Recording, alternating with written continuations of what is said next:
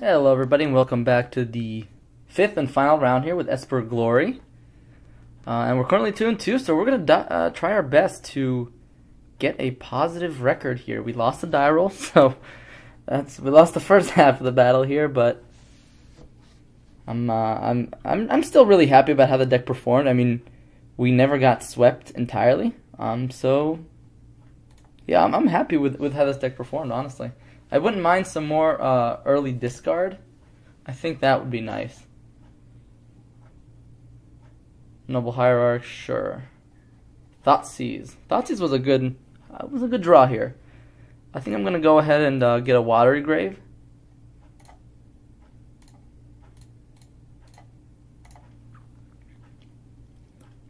Oh boy. So my gut is telling me to take the Eternal Witness. Just because that's the card that can get anything back. Of course, they do have part of the combo here, which is something we do need to be afraid of. But hopefully we'll be able to get to a point where we can go snap Thoughtseize. And we also have Path to Exile. So I'm going to go ahead and take the Eternal Witness. And let's see what our opponent can... Because they don't have a second land, which is good.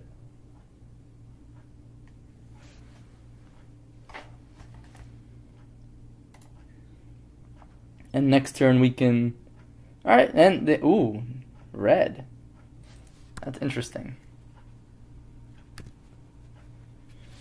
Alright, so they drew the second land. That happened. We drew that a little late. Let's think what happens here. We let them untap. So let's clear up what we know they have in hand. We know they have Duskwatch and we know they have Court of Calling. So we could leave up Snare and Path to Exile. Or I mean we could go Path right now.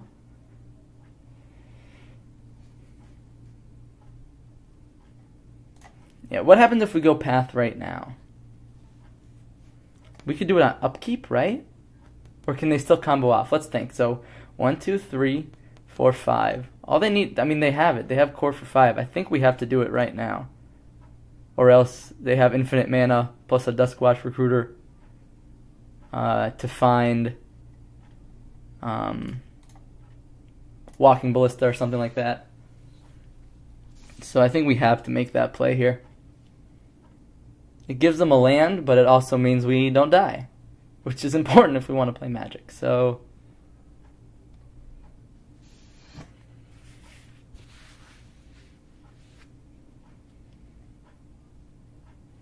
all right. We wouldn't mind seeing a third land, that's for sure. All right, so they drew a land. We're going to go ahead and Spell Snare the Recruiter. And we'll hope to draw a land in order to Thoughtseize away this Court of Calling.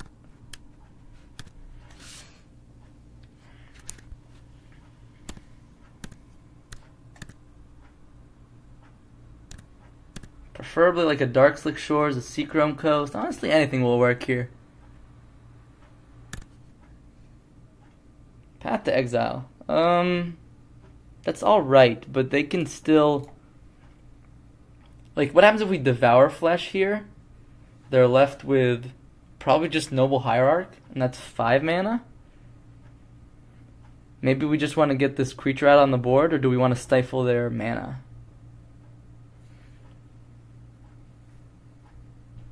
I think we can just play Glorybound Initiate, right? That seems fine to me.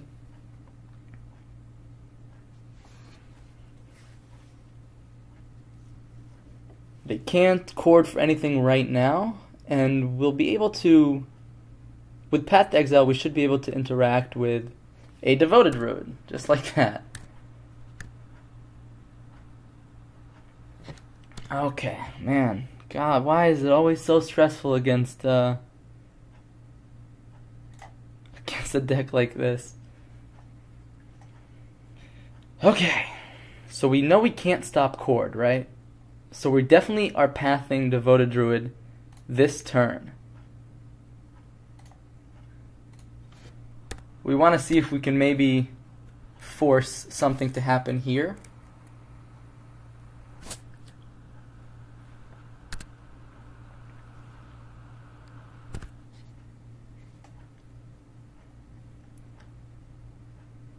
Yeah, let's go ahead and just path to exile now. Alright, so they don't use the cord. So I'm actually just going to go ahead and devour flesh, because it's not getting much better from here. They're always going to have some sort of dork out in play.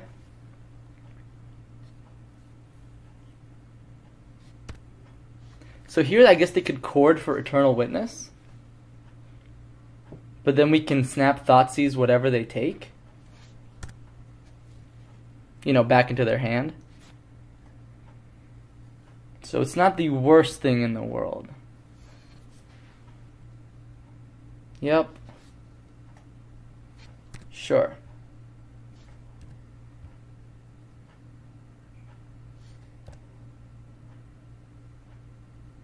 Yep, and I'm just going to go ahead and make that play right away.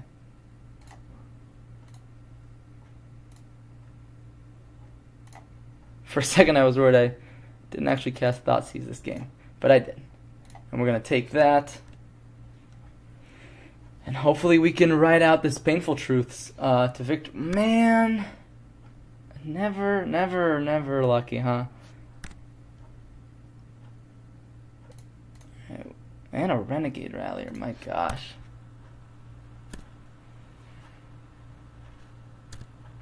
Alright, so our opponent wants to race us. I guess we could have blocked there. Tasigur is not a bad draw at all, actually. I'm going to go ahead and attack first.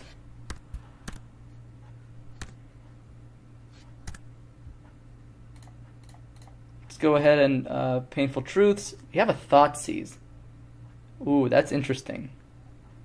But I think I'd rather play Tasigur, because if we draw a blue mana for Cryptic, right?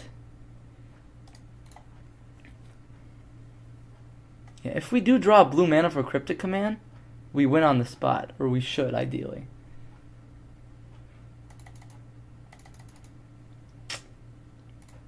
Yeah, I'll go ahead and play Tasigur. Let's take a look at our graveyard. What do we want to... 1, 2, 3, 4, 5.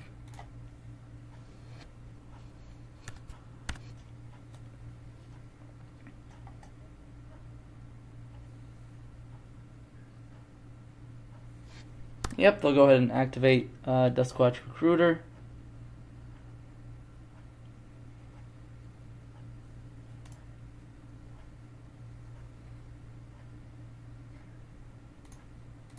Jeez, these company cord decks are really strong right now.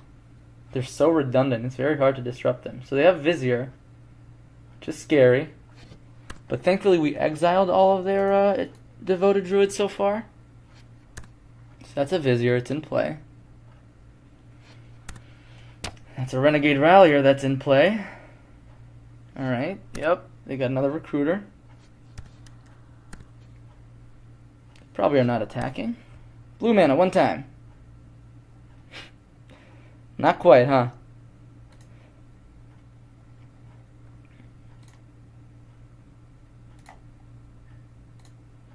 We'll go ahead and play another Glorybound Initiate and hope... I don't think we're dead this turn. I don't think it's possible that we can die this turn.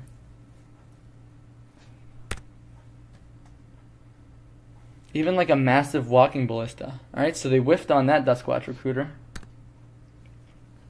which is good. Alright, Knight of the Reliquary. We want them to do all these sorcery speed things. And now Cryptic, tap all. In case they have something like a Spell Queller, I'm going to lead on Thoughtseize.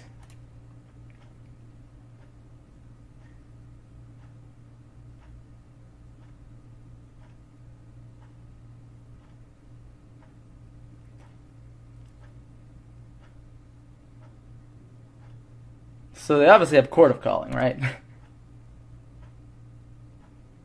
And that's obviously what we take. Tap all creatures your opponents control.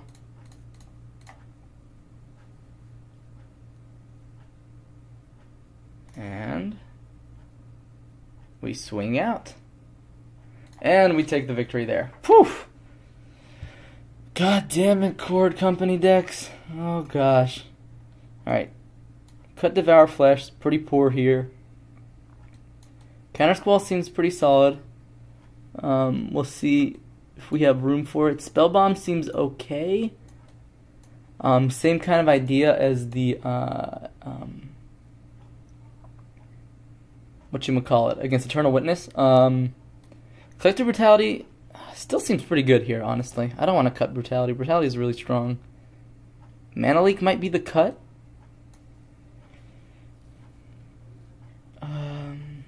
For Countersquall instead.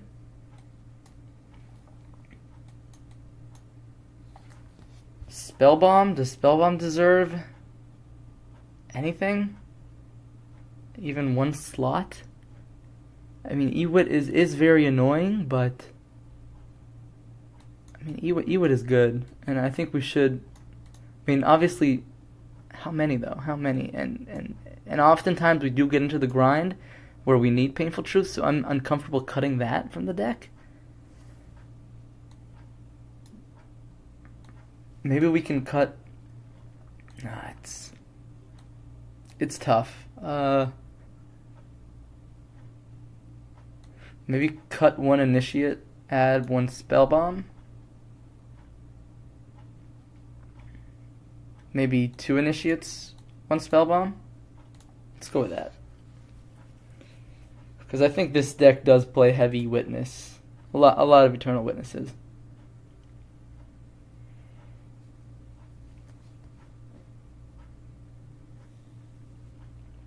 I'm wondering if Relic is just a better card. I know we have Snapcaster and Tasigur, but even Rest in Peace or Relic. Ooh, this is a good hand. Oh, I'll keep that 100%. We can't answer their turn 1 dork, unfortunately. But let's go ahead and try to disrupt their hand, see what they're up to. Collected Company, Remit, Vizier. I think we take the Company here. Well, actually, we can overload and take the Company next turn. So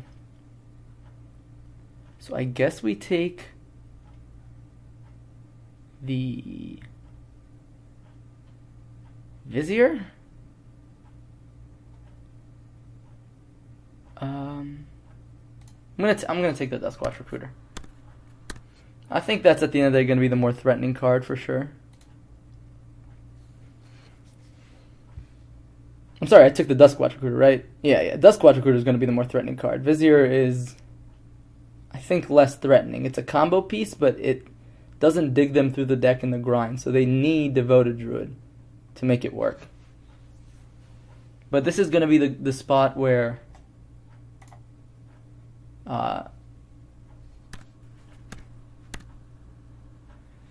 attack for 1. So now we have a decision. Do we want to stifle their mana? Or do we want to kill their combo piece? Ooh, wow. Drawing this Countersquall kind of makes me want to... No, I think I'm going to cast with 2 modes. Reveal, target creature. They reveal. Like I said, Vizier is a combo piece, and we don't actually have a piece of interaction. And something tells me they're going to draw mana. They have mana in their deck. They have tons of dorks. I think, and I think we'll discard... discard Flight of Strand. Yeah, and they already had the other Windswept Heath, so I don't feel too bad about that. They drew a Canopy.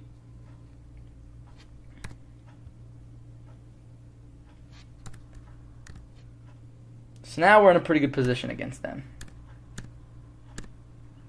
Not to say we're out of the clear or anything, but Now we have the option, do we want to click on their draw step? And I think so, especially because they only have 3 mana open.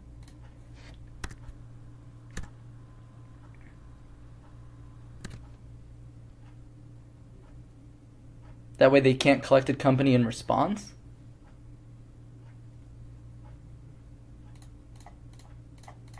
I'm surprised Click isn't a main deck card for a deck like this. It seems really strong here. Yeah, we don't want them to have Eternal Witness, for sure.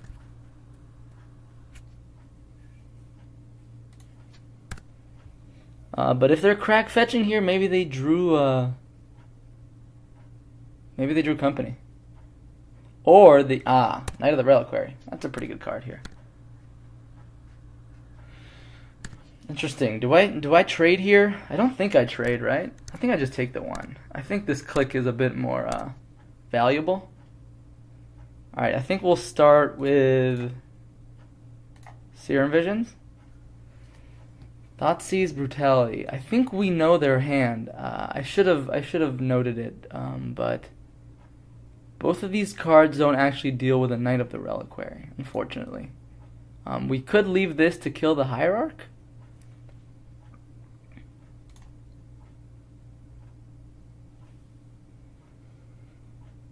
But yeah, I think I'm going to go ahead and bottom that. I think it's just not good enough here. Alright, yeah. I'm not, I'm going to be, I think I'm racing here.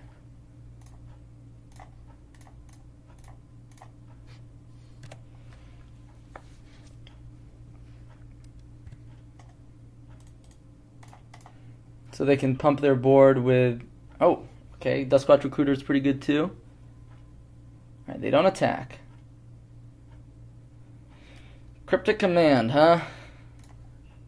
Well, can't cast that. Would be nice, but I can't cast it.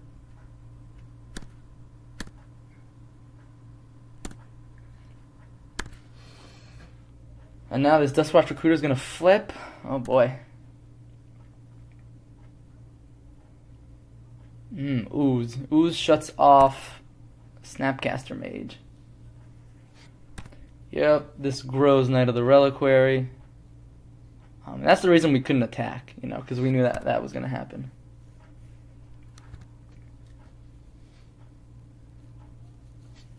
Alright, yep, they play Ooze for 1 mana. That's crazy. Alright, so we do have to think here how we want to block. Because they have... They can get red mana probably here with Stomping Grounds. That's 1, 2. Then they can pump here. Make it...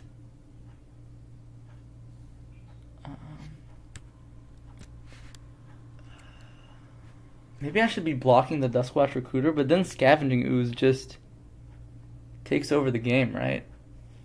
I think my only hope here is to draw a blue source and be able to tempo him out. Because I don't think I'm dead here. They can pump their board or they can give it trample, but I'm not dead.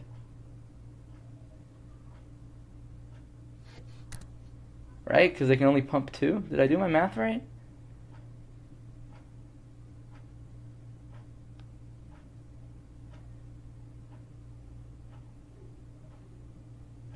Yeah. Oh, they... I'm sorry, guys. Yep, I forgot about the fetch. So if we'd blocked here, we would have survived 1 more turn. And that's not the blue mana we needed anyways. Man, okay. Okay. I see you, I see you.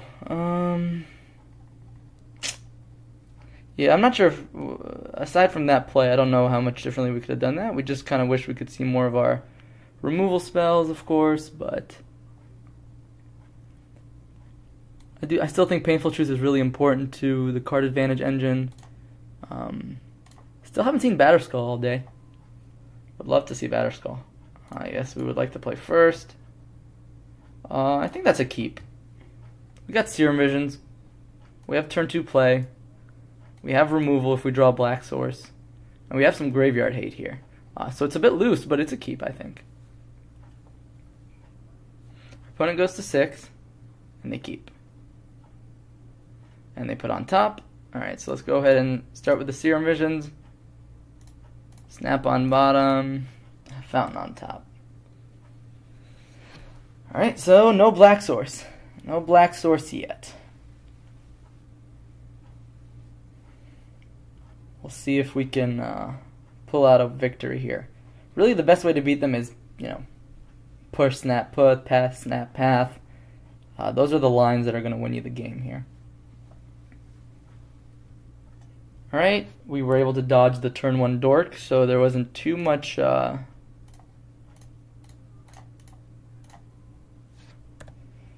nothing too much to punish us for not having black yet. But our hand, not great without a black source. We're not going to be able to capitalize on our opponent's potential stumble here if we don't draw a black source.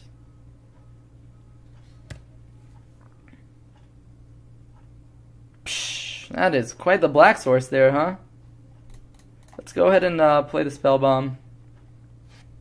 Yeah, we have to play black for that, huh? Let's just get Exerting in there right now. Maybe I should have mulliganed this hand. Oh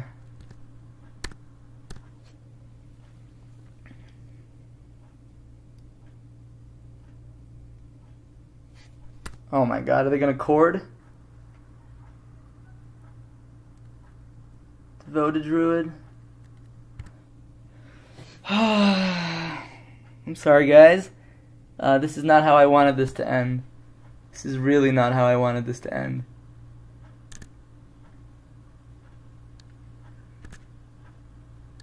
Our opponent's just going to generate a ton of mana here. And I'm waiting basically just in case they rely on their graveyard to go off here.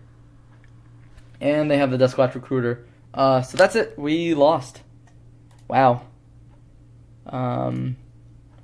Yeah, so the way this deck works is they generate infinite mana, they can search through their entire deck for a card like Walking Ballista, and then they can continually generate more infinite mana. So yeah, they got us there. I mean, maybe my keep was too greedy. This is more of a black deck than a blue-white deck, so yeah, this was a bit of greed here on my part. Looks like our opponent got us here. Let's see what we would have drawn here. Nope, just it was a bit off. I still think it was a bit unlucky not to see a fetch or any black source in the top two. But yeah, stick around and I'll talk about the what I think about this deck. See you soon. What's up, everybody? Welcome back to the closing statements here, where we'll talk about the deck. So we ended up with a final record of 2-3, which is, it's okay. Unfortunately, I don't think the deck is as tuned as I thought it might be, at least for the meta that we saw on Magic Online today. Don't get me wrong, this deck got top 8 at a Grand Prix, and that's no small feat. With that said, it could have been in a different metagame. And so I think this deck is strong, but I think it needs to be tuned for the decks we face today. I think what's changing right now is that there's very little Lightning Bolt in the format, and so our 3 losses were to green-white based decks with Mana Dorks, where we couldn't control their mana acceleration, or their card advantage tools. So overall, I think while the deck ideally should have a good matchup there, I think we might need to dedicate more slots to hard removal like Fatal Push. I think only 2 Fatal Push is very odd. Maybe there was more Tron, maybe there was more Eldrazi over there in the GP Kobe. So I'm not sure. I will say that I love the deck at its core is powerful, and it can do a lot of powerful things. It can easily control what the opponent is doing. It can gain tons of life and apply tons of pressure, and use Painful Truths to draw a bunch of cards, and overwhelm your opponent in card advantage. So if your opponent's trying to 1-for-1 you, Death Shadow style or Jund style or Abzan style, this deck is actually really powerful. With that said, I think it does need to lose some of its worst elements. I like Devour Flesh. I get that it's a meta call for Death Shadow, but I don't think it's necessary. And I don't get me wrong, I love the card Mana Leak, but I'm not sure it's correct in here.